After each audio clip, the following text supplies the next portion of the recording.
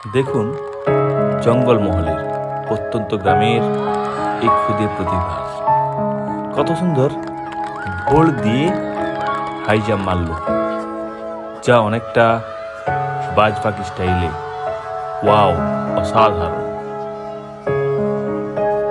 এই ভোল্টের প্রত্যেকটা পায়ে স্টেপ এবং জাম্পিং ছিল প্রত্যেকটাই যেন দেখার মতো। চোখের পাতা ফেলতে পারবেন না এমন ভোল্ট দিয়ে হাই জাম্প দিল। শুধু দেখছিলাম আর ভাবছিলাম, ঈশ্বর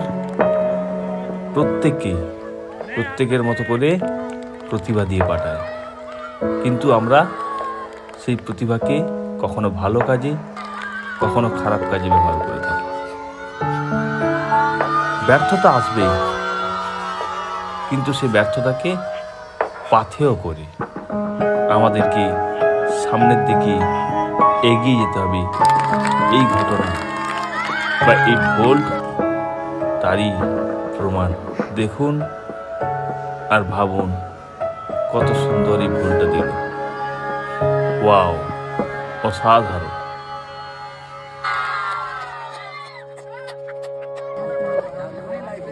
এই ছেলে, এই প্রতিভা এগিয়ে যাক। থ্যাংক ইউ, ধন্যবাদ।